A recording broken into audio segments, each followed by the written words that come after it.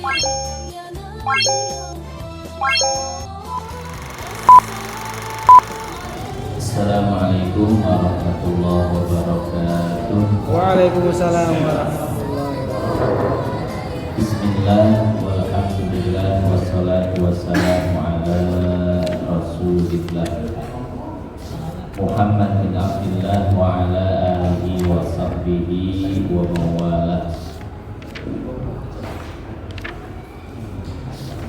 Qala ta'ala, qalu subhanaka la ilma lana illa ma 'allamtana innaka antal alimul hakim.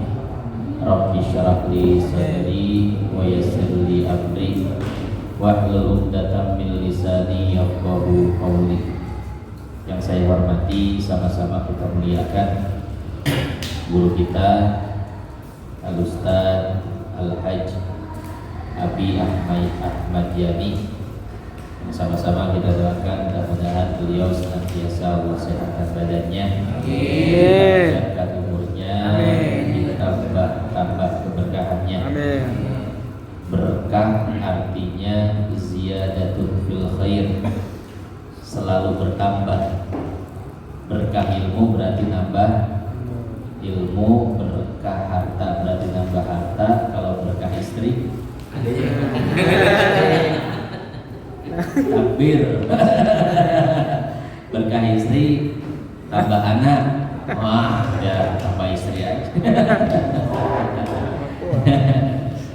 Para guru, para asatidz, orang tua, adik-adik sekalian yang dimuliakan Allah. Anak Abi mah banyak, ada 130 gitu. Iya. Masya Allah, ya Allah, ya Rabb. Baiklah, sekarang kita akan melanjutkan kajian kita pada kitab Risalah Aswajah. Aswajah kepanjangannya apa? Ahlus Sunnah wal Jamaah. Kalau Salafi kepanjangannya? Ada yang tahu? Salafi kepanjangannya itu singkatan. Salafi kepanjangannya salah fikir. Sama ya. Salah pikir. Salafi. Kalau orang NU ya pokoknya saling ledek-ledekan lah ya. Kalau orang Salafi bilang NU apa, ahli bid'ah ya. Orang NU bilang Salafi Salah pikir. sawah. Ya. Grup sawah. Sawah itu Salafi Wahabi, disingkat sawah. Salafi Wahabi disingkat sawah. Kenapa? Karena kan celana ngatung-ngatung. Orang kalau pengen ke sawah kan kudu lipet dulu. Parah banget. Ini kalau baca postingan orang-orang NU ya. Abis Wahabi dibully.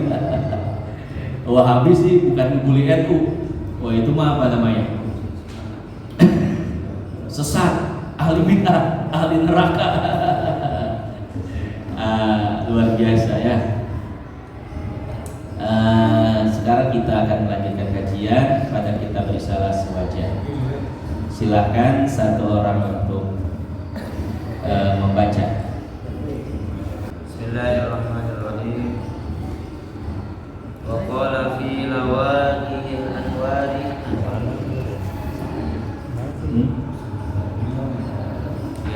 Yang mana ya?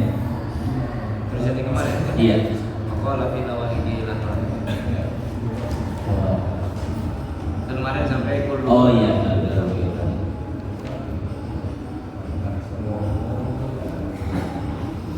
Qala fi lawaqihil anwari min kamalil irfani syuhudu abdin wa rabbi. Iya sama sih. Kayaknya itu. Wa kullu arifin nafyu wa kullu arifin nafyu Nafa.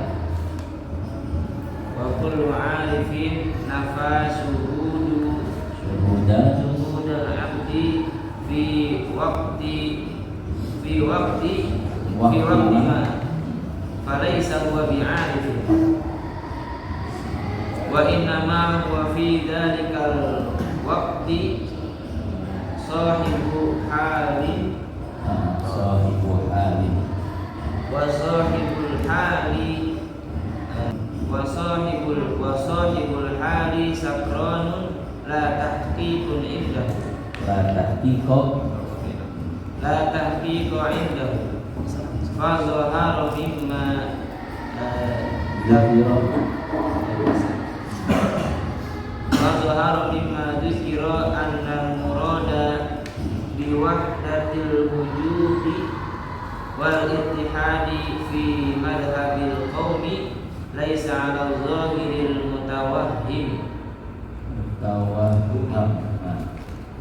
laisa 'ala zahiril mutawahham wa idza kanat 'abdatul wa idza kanat abadatul awthani yaquluna ma na'buduhum illa liyuqaribuna ila Allahi zulfa wa lam yaqulu humullah wa lam yaqulu humullah kaifa yuzannu dzalika bil 'arifina wa innamal muradu qaulul 'arifi wa ilmuka anna kullal amri anna kullal amri wal ma'na al musamma bittihadi ila hadratin Nabi Mustafa sallallahu alaihi wasallam thumma ila ruhi sahibil sab hadratis Syekh Haji Muhammad Hashim bin Asy'ari syai'un lillahi lahumal fatihah a'udzu billahi minasy syaithanir rajim bismillahirrahmanirrahim alhamdulillahi rabbil alamin arrahmanir rahim maliki yaumiddin iyyaka na'budu wa iyyaka nasta'in ihdinas siratal mustaqim siratal ladzina an'amta 'alaihim ghairil maghdubi 'alaihim waladdallin amin.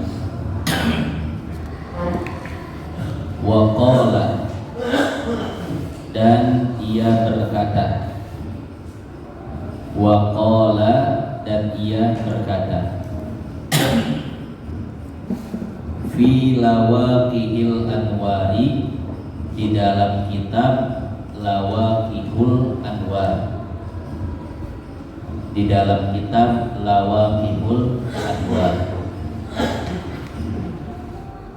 min kamalil irfani, min dari kamali kesempurnaan, al-irfani makrifat, al-irfani makrifat. Makrifat itu artinya mengenal Allah ya. Dari kesempurnaan makrifat atau dari kesempurnaan mengenal Allah, syuhudu abdin wa rabbin. Kayak gimana ya? Salah gimana? Artinya secara maknanya aja. Syuhudu abdin wa rabbin. Seorang hamba menyaksikan Tuhannya. Seorang hamba menyaksikan Tuhannya. Wa kullu arifin, wa kullu, dan setiap arifin, orang yang makrifat, orang yang makrifat. Ini membahasanya bahasa sufi ya, bahasa berat, karena memang Lawaqihul Anwar itu karangan Syekh Abdul Wahab Asy'arani. Ini sufi kelas berat. Wa kullu arifin, dan setiap ahli ma'rifat, nafa syuhud, nafa yang menafikan, Nafa yang menafikan. Menafikan itu artinya menentang, ya, menganggap tidak ada.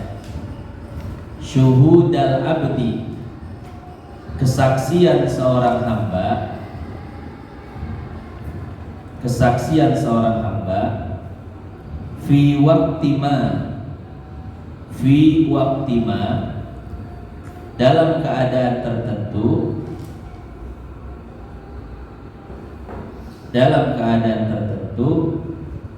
falaisa, maka dia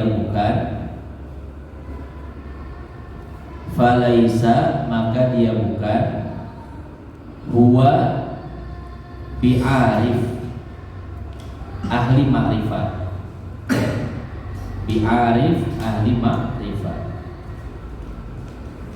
Wa innama, sebetulnya, huwa, dia, fi dzalikal waqti, pada waktu tersebut,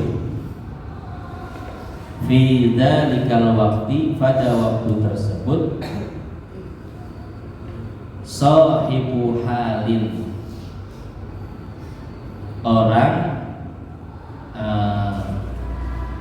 orang yang memiliki hal. Sahibu halin, orang yang memiliki hal. Ini nanti akan kita jelaskan bahasa-bahasanya. Wa sahibul hal, dan pemilik hal, sakronun, mabuk,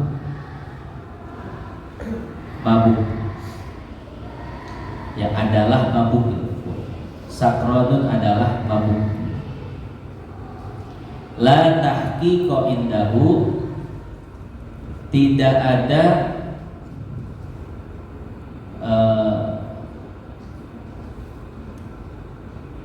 ada yang bisa dibenarkan darinya. La tahqiqa indahu, tidak ada yang bisa dibenarkan darinya. Fadzahara, maka nampaklah. Fadzahara, atau bahasa lainnya kesimpulannya. Mimma dzukira, mimma dari sesuatu, dzukira yang telah disebutkan. Annal murad, bahwasanya yang dimaksud, annal murada, bahwasanya yang dimaksud, biwahdatil wujud, dengan teori wahdatil wujud. Wahdatul wujud kemana artinya apa? Kesatuan wujud. Wal ittihad, dan ittihad kemana apa? Kesatuan. Dan kesatuan fi madhabil qaum, di dalam madhab satu komunitas, fi madhabil qaumi, laisa, bukanlah, bukan raisa, ya, raisa kutunggu jandamu. Waduh, mantap. Tahu raisa nggak? Hah? Itu ya, anak muda tahu Raisa?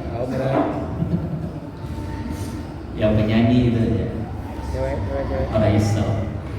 Alat dhahiri, sesuai zahirnya. Laisa, bukan, alat dhahiri, sesuai zahir. Al-mutawahham, yang disangkakan,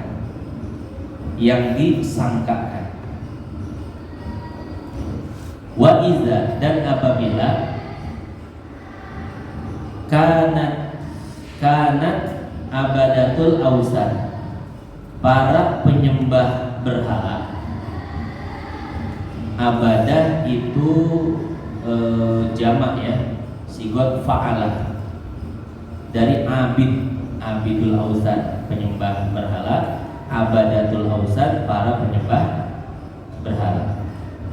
Yaquluna, mereka berkata, yaquluna, mereka berkata, ma na'buduhum, ma tidaklah, na'buduhum kami menyembah mereka, maksudnya para berhala, illa kecuali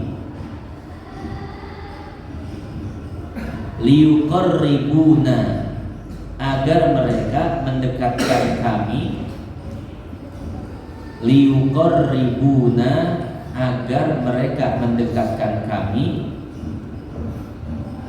ilallahi, kepada Allah, zulfa, sedekat-dekatnya.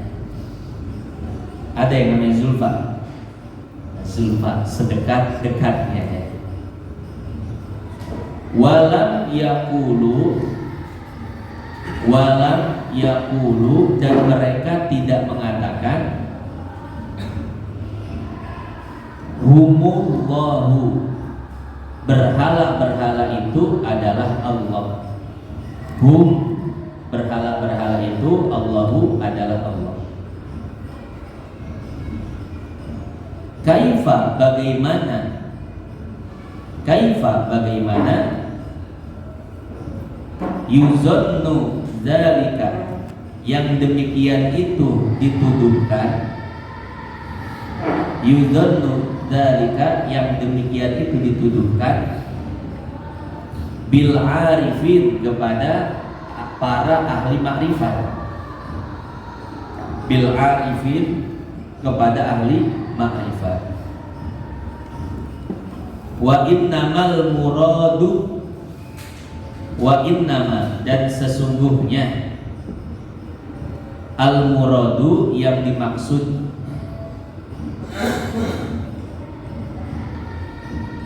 qaulul arifi, perkataan ahli ma'rifat, perkataan ahli ma'rifat, wa ilmuka, dan pengetahuanmu, dan pengetahuanmu, anna, bahwa, anna, bahwa, kullal amri, setiap perkara, amri, adalah urusanku, adalah urusanku, huwal makna, itulah makna, huwal makna, itulah makna, al musamma, yang dinamakan, bittihadi, dengan sebuah kesatuan, bittihadi, dengan sebuah kesatuan. Nah, titik sampai situ ya. Sekarang kita akan menjelaskan. Cuman penjelasan ini agak sedikit ribet.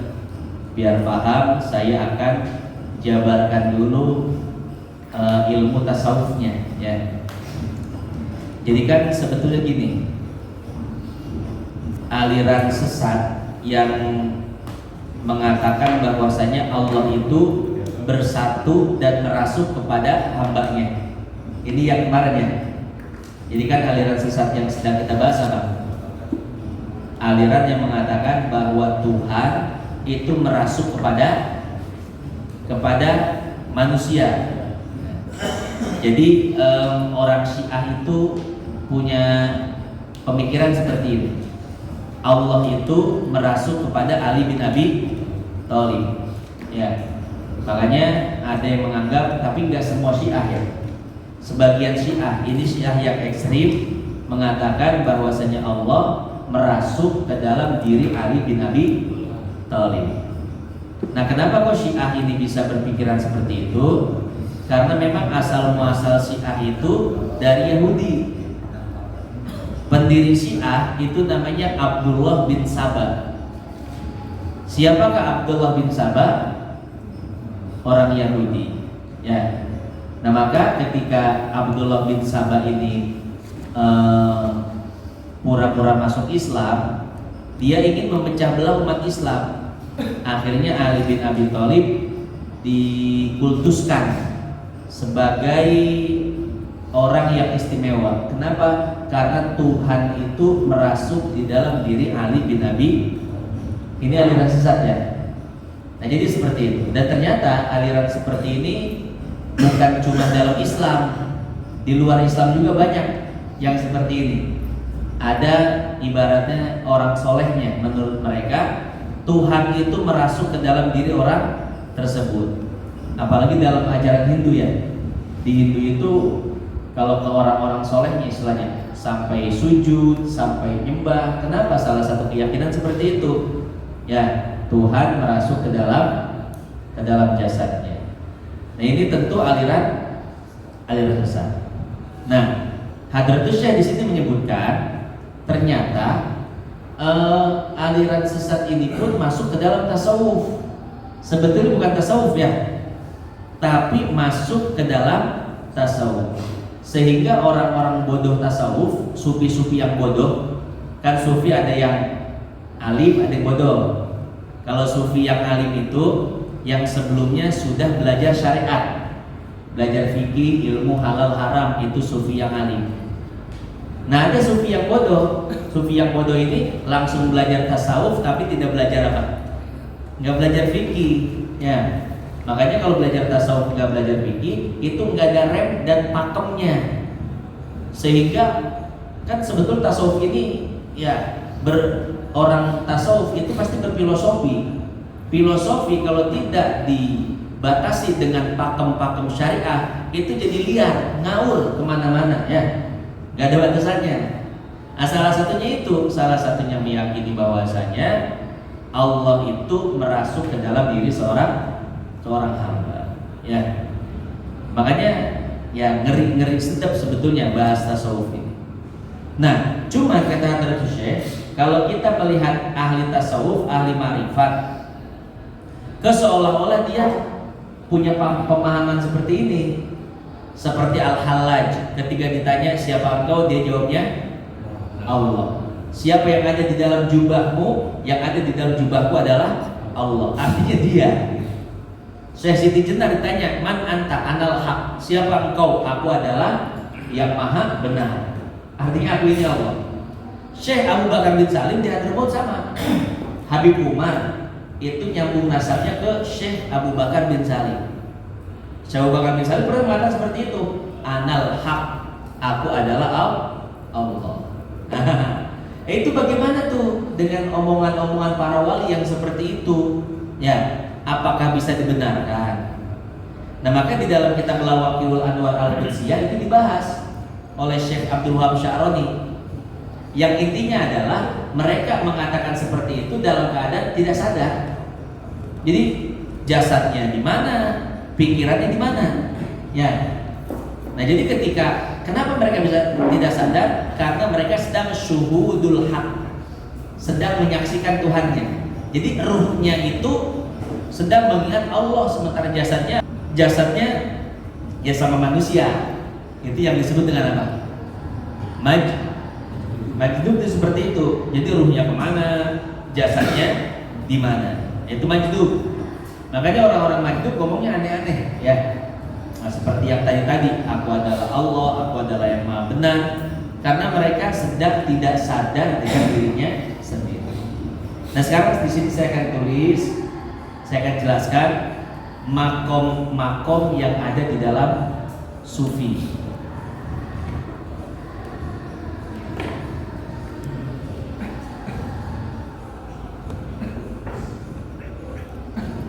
Ini tata cara jadi wali ya. Mau nggak? Nanti kasih tahu tata cara jadi wali. Gus. Di baheula jadi wali. Wali ya. Murid.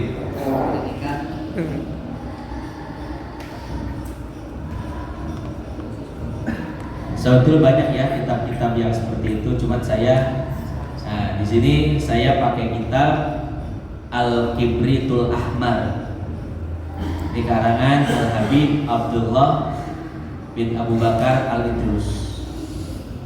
Nah, ini nih biar tata cara jadi wali ya.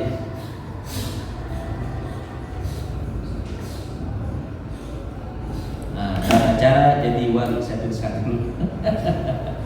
Teori namanya hanya, tapi prakteknya mah burak. Nah, tata cara jadi wali ya.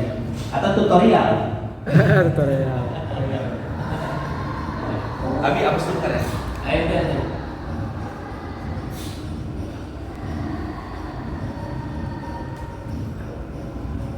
Ada itu tulisannya gimana sih? Hah? Bisa nggak? Ada terus. Al ya tulisannya terus. Ada terus. Tahapan perjalanan spiritual.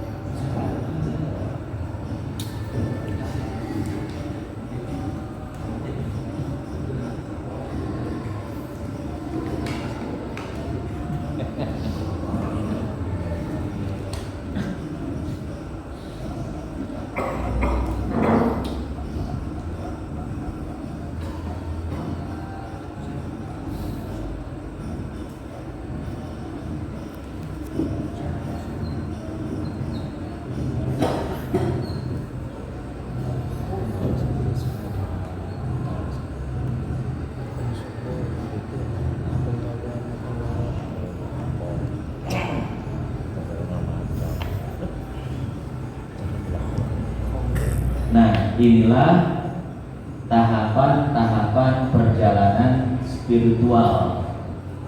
Ini tahapan kalau bisa dijalani semuanya, nah, insya Allah jadi wali. Kalau nggak jadi wali beneran, ya jadi wali murid lah minimal. Ya, sambil dijelaskan ya. Nah, ini tahapan-tahapan perjalanan spiritual. Ya, jadi manusia itu kan terdiri dari unsur jasmani dan rohani ya. Nah, ini konteksnya adalah konteks rohani. Kalau perjalanan jasmani ya ke Bogor, ke Bandung, itu perjalanan jasmani. Perjalanan rohani, roh kita nggak kemana-mana, jasad kita nggak kemana-mana, tapi apa? Tapi ruhnya itu yang kemana-mana. Tuh. Ini namanya perjalanan spiritual. Kadang kan orang bingung ya, ini gimana ya biar bisa dekat dengan Allah. Nah maka agar tidak bingung, dirumuskanlah oleh para ulama tasawuf. Bagaimana rumusnya ini? Rumus perjalanan menuju Allah Subhanahu wa Ta'ala, tentu secara spiritual. Pertama, nih kalau pengen batinnya sampai kepada Allah, maka harus masuk yang pertama, makom taubat. Makom taubat artinya apa? Makom itu artinya tempat berdiri yang kokoh. Nih kita berdiri, ini kokoh nih, nggak goyah, nggak ke kanan, nggak ke kiri, nggak maju belakang. Makom. Nah, makom taubat artinya taubat yang istiqomah, taubat yang tidak taubat yang sudah kuat ya. Artinya dia sudah tidak bermaksiat lagi. Nah kalau kita kan taubat itu belum makom. Kita itu taubat saja baru jadi hal. Jadi ada makom, ada hal. Tadi kan disebutkan sohbul hal. Nah apa bedanya makom dan hal? Makom itu artinya sudah tidak berubah-ubah lagi, udah istiqomah. Kalau hal artinya masih berubah, masih turun naik. Nah, taubat kita itu masih hal, betul nggak? Artinya kadang maksiat, taubat, maksiat lagi, taubat lagi, maksiat lagi, taubat lagi, betul nggak? Waduh, ternyata makom yang pertama aja kita belum nyampe. Kita belum nginjak yang pertama aja, betul? Nah, jadi kalau taubat kita udah istiqomah, artinya apa? Artinya kita mata udah gak mau maksiat, telinga udah gak mau maksiat, lisan, kaki, tangan, telinga udah gak mau maksiat. Nah maka baru masuk yang pertama, makom taubat. Ya, makom taubat, ini diskasih banget sih ya.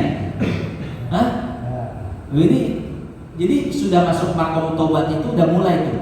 Tidak mau lagi bermaksiat dan tidak mau lagi melakukan yang haram. Ini yang pertama ya. Tentu itu secara sengaja ya maksudnya.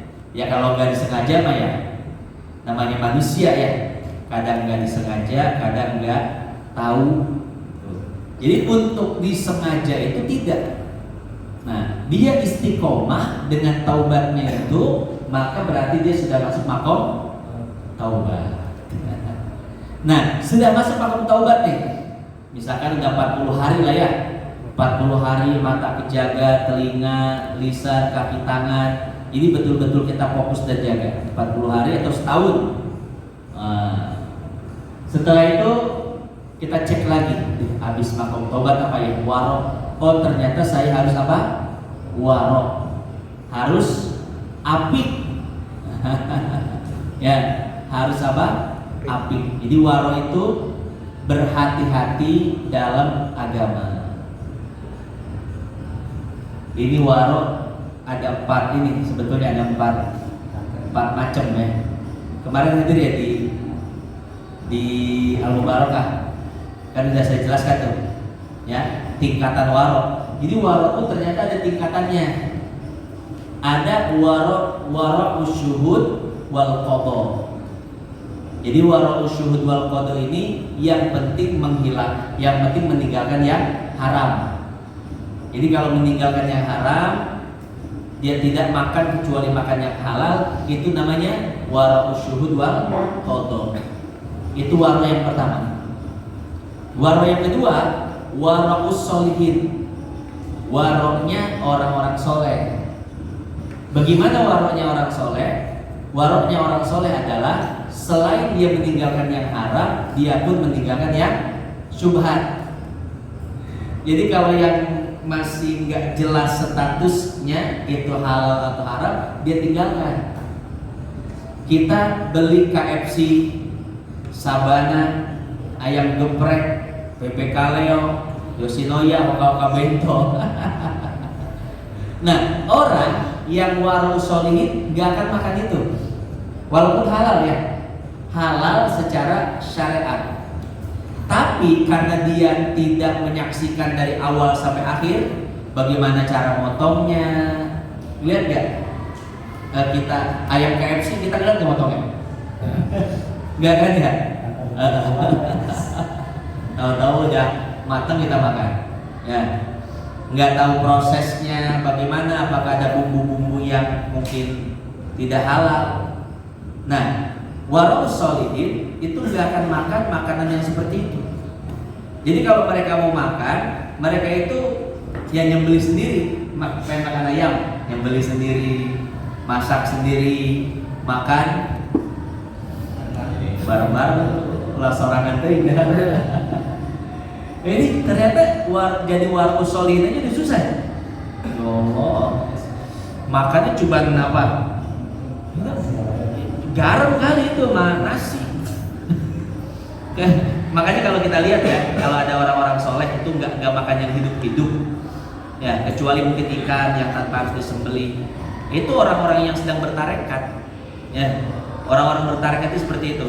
Kemarin ada nanya seperti ini, Ustaz, kalau di Cikarang ada nggak orang yang kasyaf seperti itu, yang sufi, yang waro? Ada di dekat laut, apa namanya, Abah Hanafi itu,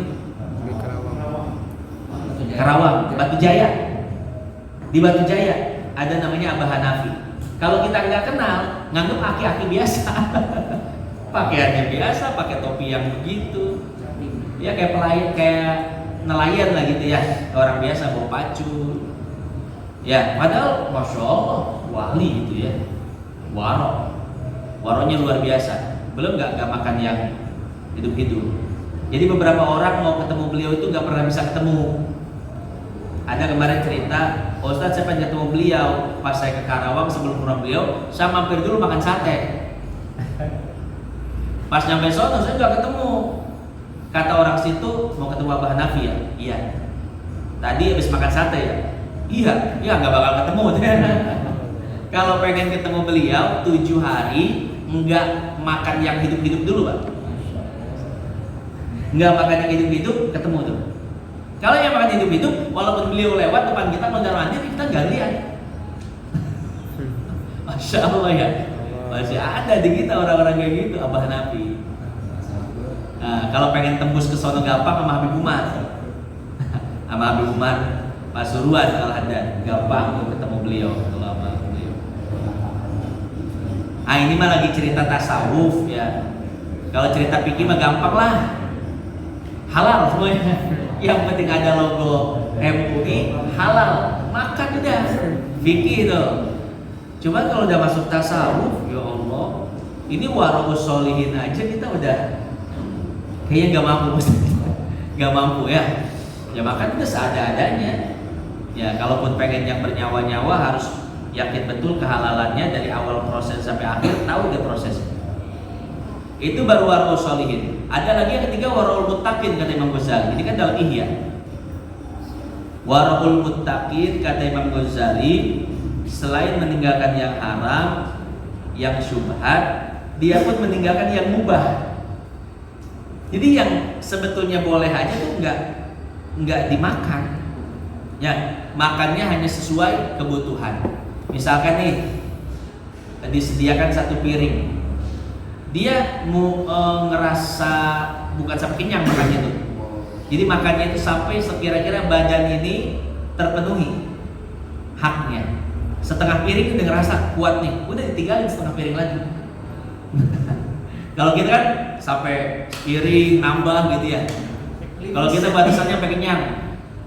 Nah kalau warung muttaqin batasan bukan kenyang, batasannya itu makan yang penting memenuhi hak badan, itu aja. Ya, makanya warung muttaqin ini dia nggak mau keluar rumah, nggak mau ngapa-ngapain kayak Buya Mufasir. Beliau bilang katanya kalau keluar rumah itu haram. Ini buat beliau sendiri ya. Kenapa? Karena kan kalau keluar rumah lewat jalan coran dan aspal kan. Jalan cor sama aspal yang bikin siapa? Pemerintah. Pemerintah duitnya dari mana?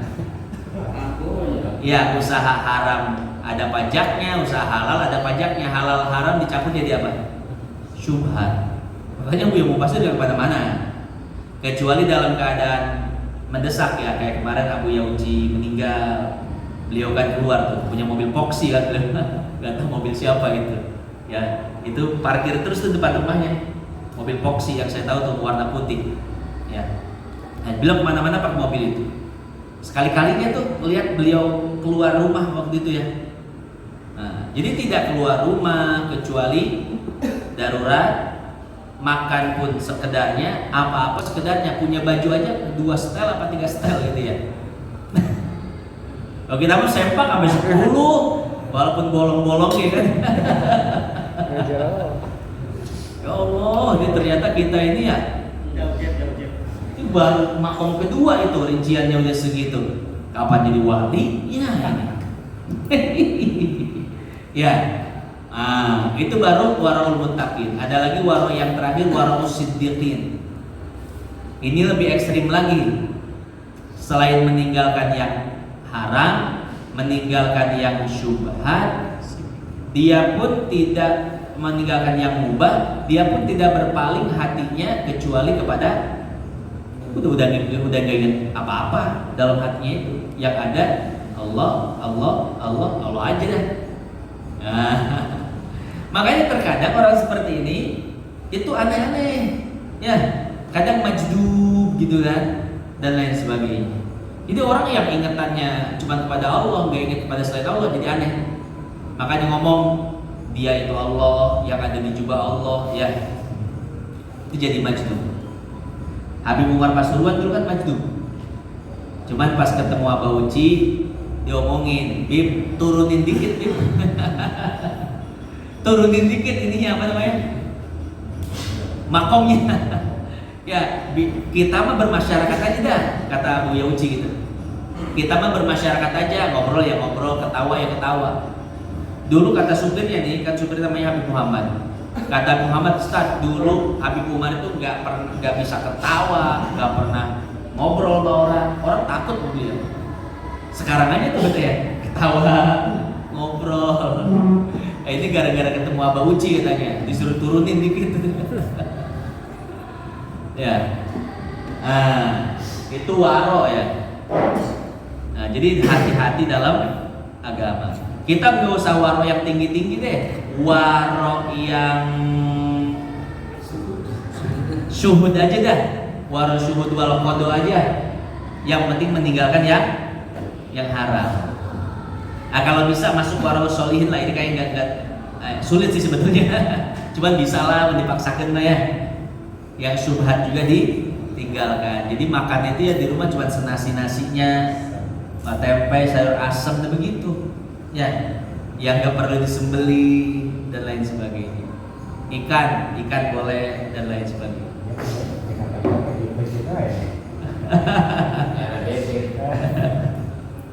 Ya, waro.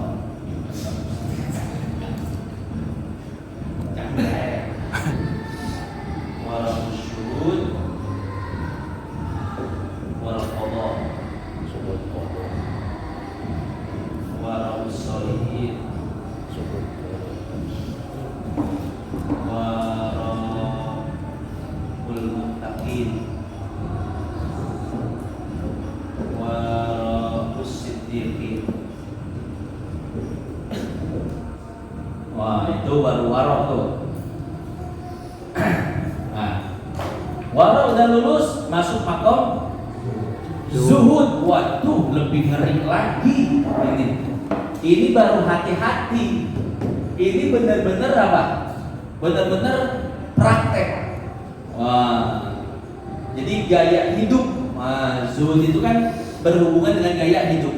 Jadi tidak ada yang dimiliki kecuali kebutuhan-kebutuhan primer. Ada kebutuhan pokok. Ya seperti tadi, baju cuma 2 biji, 3 biji. Sendal cuma 1. Ya. Jadi benar-benar hidup itu apa? Zuhud. Maka kalau ingin melewati tahapan-tahapan perjalanan itu nggak bisa bergaul dengan masyarakat, nggak bisa. Harus naik ke gunung sendirian, ninggalin anak istri, ya. Oke, bagi-bagi dulu Pak. Ya sambil bagi-bagi. Nah, jadi kalau masih di rumah, masih sama anak istri, ya tahapan-tahapan kayak gini, Pak majikan ngomong wae Pak. Cici gue di masih lain gawe sih. Bahasanya geus aing sia nah. Lain papa lagi.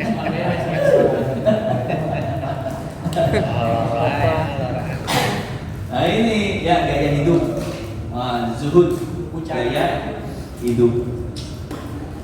Nah, udah masuk zuhud, sabar, fakir, syukur. Ini masih panjang kan ceritanya.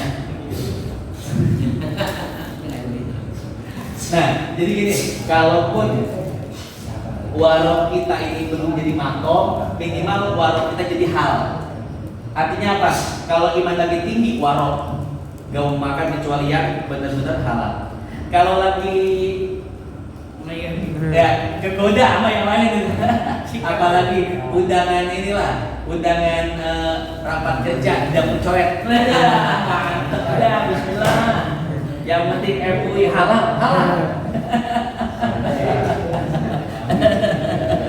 Besok rakernya potong kambing.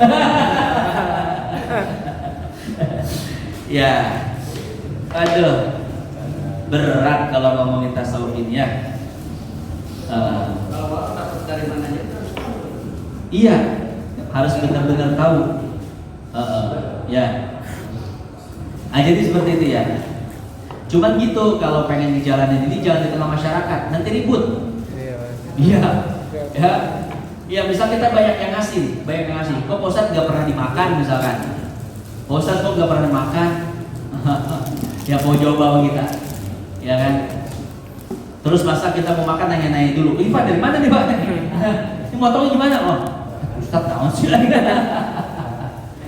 Ya, ini harus uzlah. Terus dalam kitab ini, kitab Risalah Kusyairiyah, kata beliau gini, banyak orang yang ingin uzlah, artinya naik gunung ya, beribadah, mendekatkan diri pada Allah, tapi niatnya salah.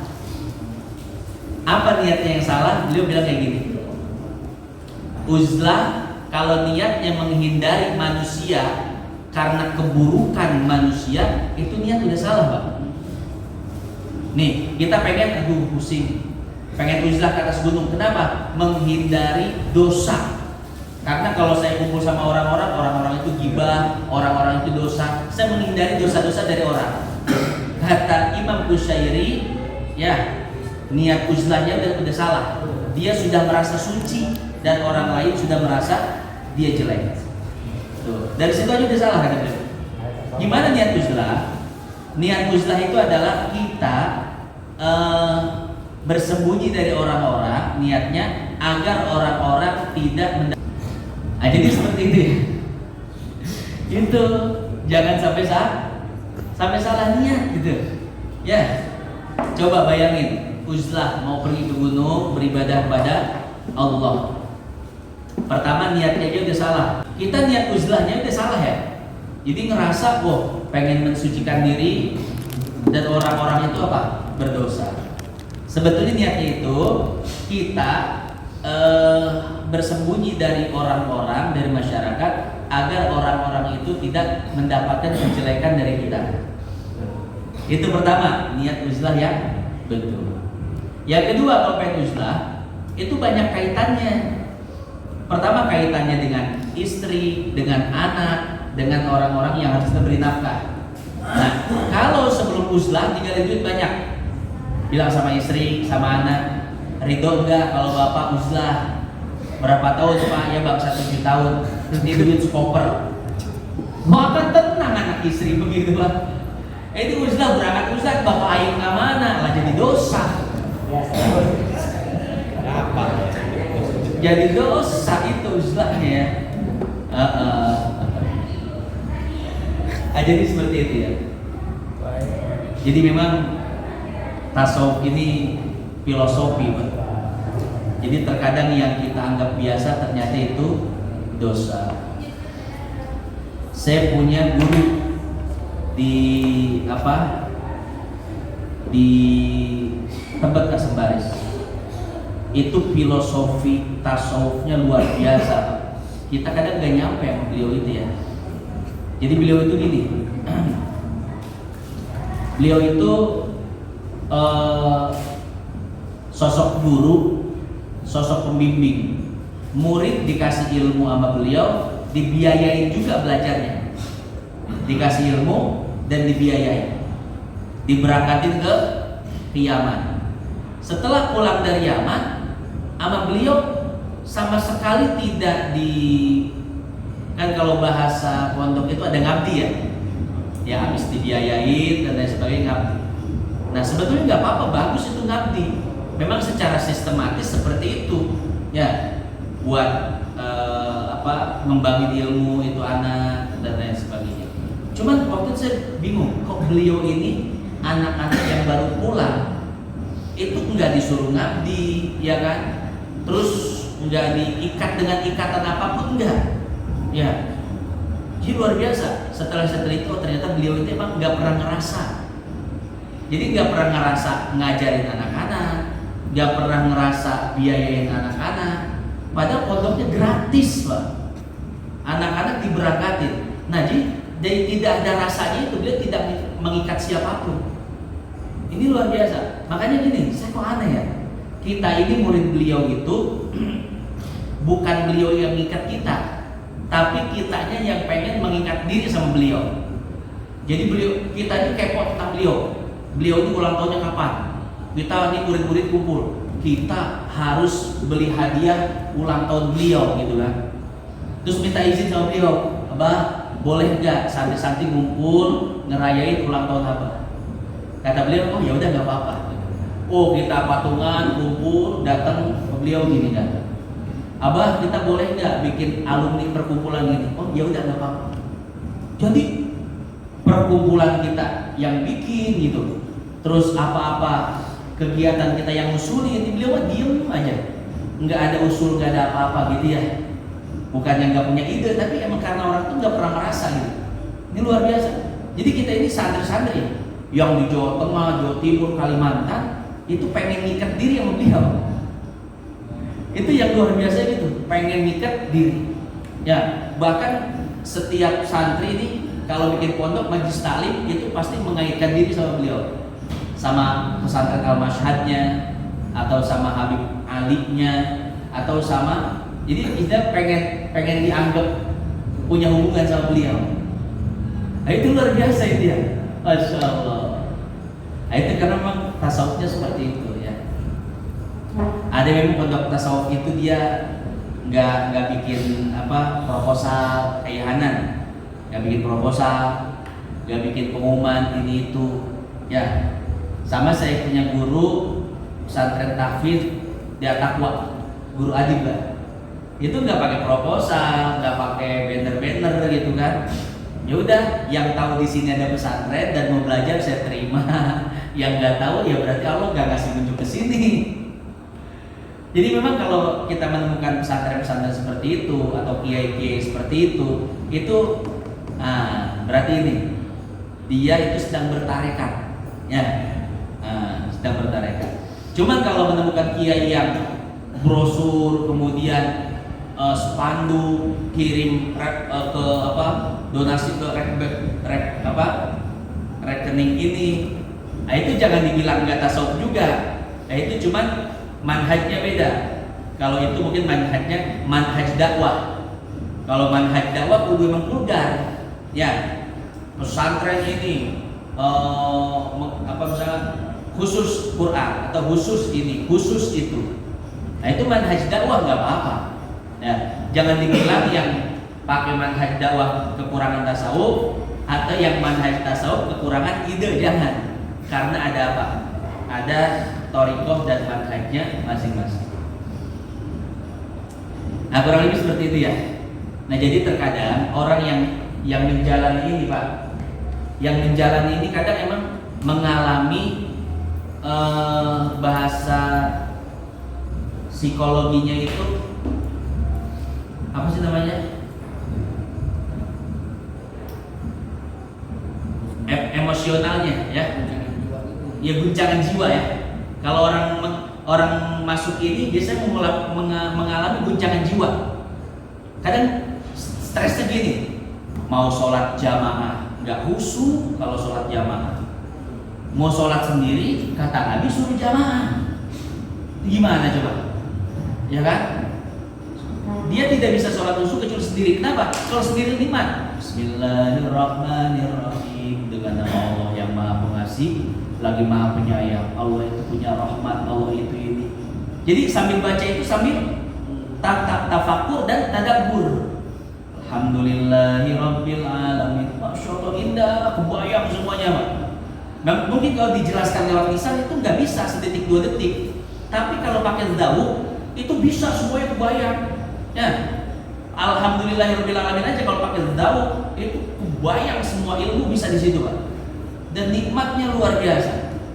Makanya orang-orang seperti ini kadang nggak jamaah, ya, nggak ke masjid, karena prioritasnya itu.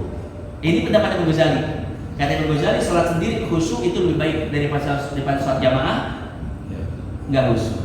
Tapi mayoritas ulama fikih sholat jamaah walaupun nggak khusyuk itu lebih afdol daripada sholat sendiri walaupun khusyuk. Nah, jadi nanti kalau menjalani itu banyak kegalauan. Galau. Ceramahnya galau.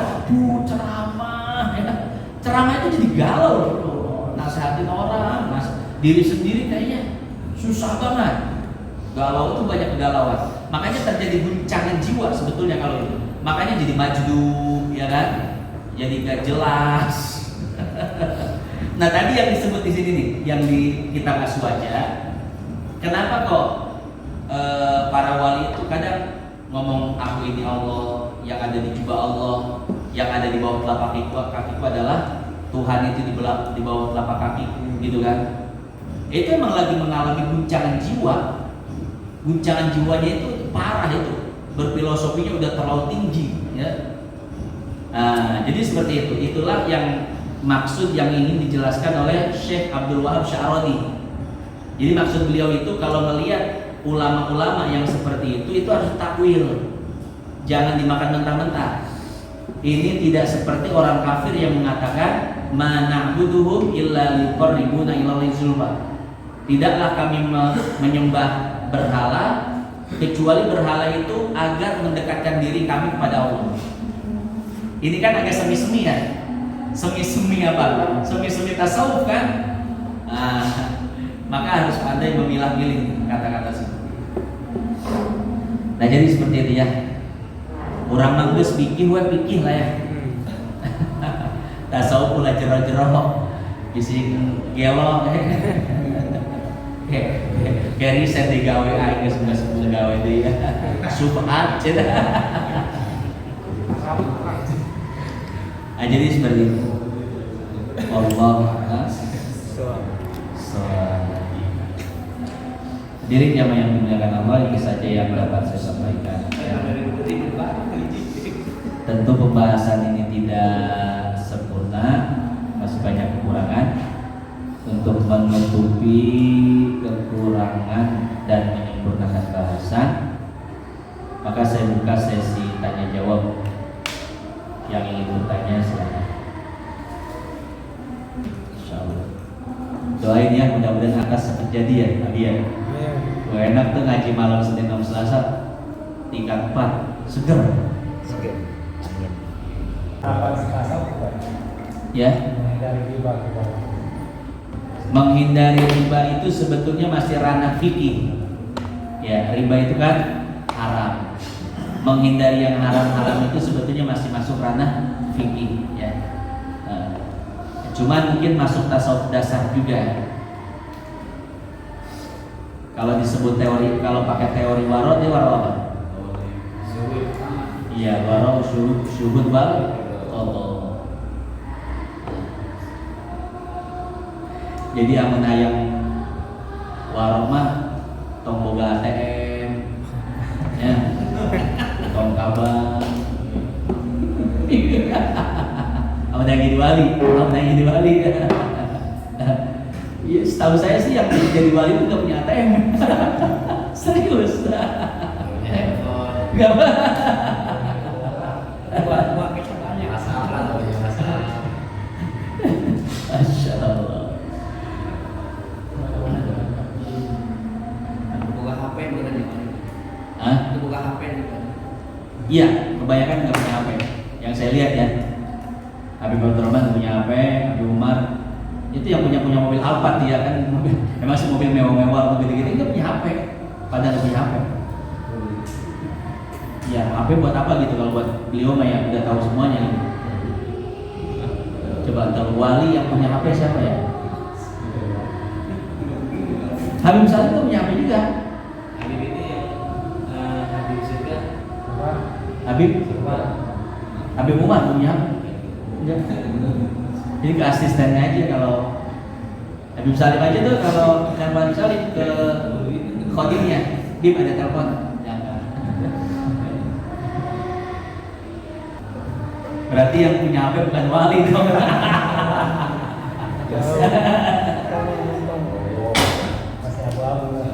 Di Tarim itu dulu ada namanya Habib Abdullah bin Syihab.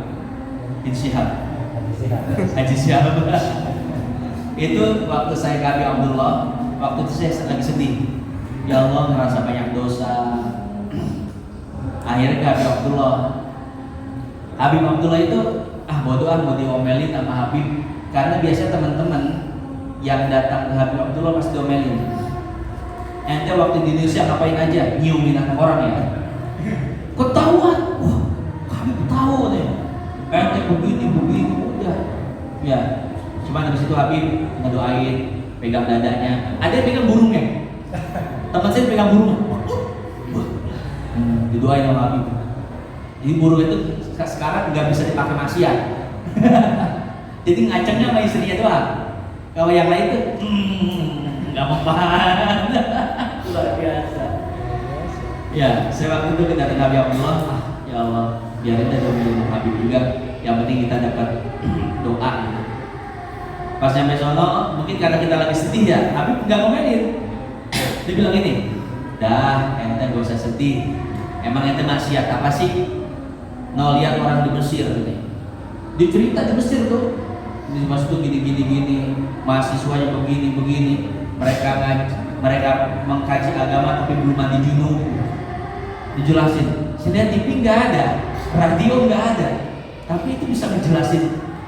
Yang saya aja dulu masih megang HP di hari libur, kita sampai nggak tahu informasi kayak gitu. Di sini begini, sebutin satu-satu. Itu tahu dari mana kan? Nah, itu. Gak usah pegang HP dah yang kayak gitu kan. Insyaallah. Nah, jadi seperti itu ya. Dadah kita fikih aja dah, Kita tasawuf mah buat kita buat ini aja ya. Tasawuf itu walaupun kita tidak bisa menjalankan, minimal kita sadar kalau kita ini bukan orang soleh. Ya, minimal kita sadar. Kadang kalau kita cuma nginjek fikih doang, mantep nih, udah semantep-mantepnya gitu kan. Tapi kalau kita mempelajari tasawuf, ya Allah ternyata buat sampai kepada Allah itu susah, buat waro itu susah, buat sabar itu susah, buat ini itu susah. Minimal teori-teori ini tuh bisa menekan kesombongan kita. Ya, asal kita mau nafsu sombong kita keluar, ingat ya Allah, ternyata itu kita nggak ada apa-apanya kalau harus menjalani ini tuh. Nah, minimal itu jadi pakem buat kita aja dah, biar kita nggak jadi orang yang takabur, ria dan lain sebagainya. Kurang lebih seperti itu. Wallahu. Ya, itu saja yang dapat saya sampaikan. Nanti setelah kitab ini kita cari kitab yang setipis-tipisnya dah. Ya, ini kayaknya iya ini guys sebenarnya kayak tipis banget ya. Iya lama. Tadi kita yang cari yang 4-5 lembar aja ya. Nah, kita tutup dengan nomor Quran surat Al-Fatihah. Mudah-mudahan yang sedikit bermanfaat. Amin. Al-Fatihah. Dari saya cukup sekian. Saya mohon doanya kepada Habib biar lebih berkah. Jadi Assalamualaikum warahmatullahi wabarakatuh. Waalaikumsalam. Bismillahirrahmanirrahim.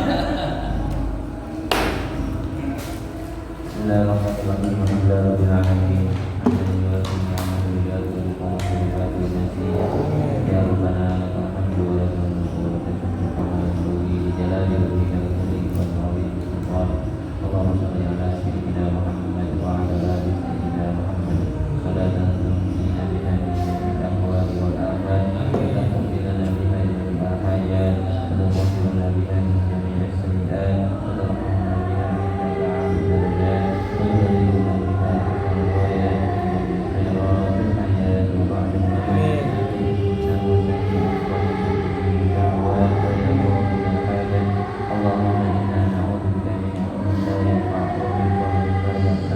ومن نفس لا تشبع ومن دعاء لا يسمع ربنا آتنا في الدنيا حسنة وفي الآخرة حسنة وقنا عذاب النار واجعلنا جنة مع النور عليك سبحان ربك يا رب العالمين والحمد لله رب العالمين إن شاء الله Ya Rabbana tarafna fi annana tarafna wa annana asrafna ala Allah asrafna fatub alaina taubat taghfir li kulli hawba wastur lana rawati wa akhir rawati walidina Rabbi wa mauludina walali wal ikhwani wa sairil khilani wa kulli dhi mahabba aw hiratin aw sohba wal muslimina ajma amin rabbi asma fadlan wajudan manna la bi'tisabi minna bil mustafa rasuli